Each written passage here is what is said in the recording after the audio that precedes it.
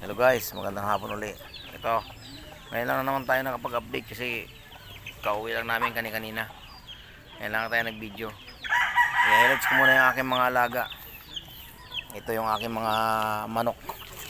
Yan sila, pinagkukuha ko na lahat sa mga anak ko doon sa kabila. Ito yung aking mga bagong yan, lahat na yan sila. Dami na nila.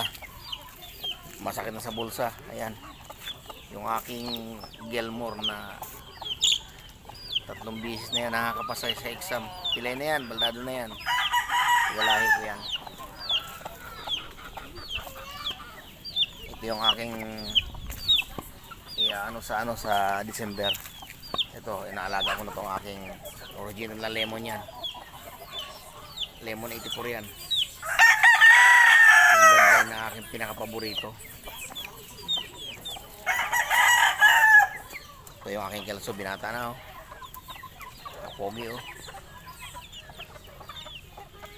Binenta ko yung ama niya nung na-stroke ako nung pangalawa, nung December. Ayan yung aking mga alaga dito. Nangyari na yung DIY kong kulungan. Sila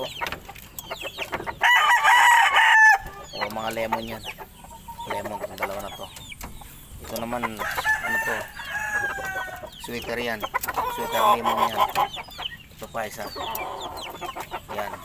Mga anak niya yan. Ayan yung nanalo ko nung December. Mga anak niya yan.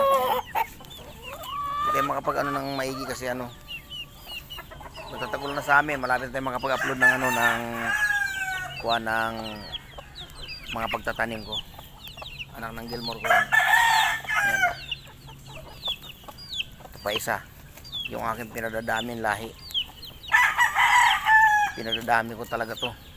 Itong aking Maclean na Mexican Tapin. Tapin to. Yan pagkagwapo. Pakalaking manok. Yan ang pinadadami ko ngayon. Marami yung mga anak niyan. Ayan yung mga puti na yan. Mga puti na yan. Yun. Ito. Mga anak niya yan. Kala mo mga Tagalog lang yan. Pinakakawalan ko. Mga magaganda yan. Ayun yung Tapin na original ko. Ayun. Yung alimbuyugin. Ayun nga pala guys, ito, update ko kayo sa dami ng mangga rito sa amin. Tingnan mo nga, nakabaha na kahit saan ka pumaling. Napakadami ng mangga rito sa amin. Nakabanig lang sa lupa, ayan Hindi na namin makain yan Ayan ang dami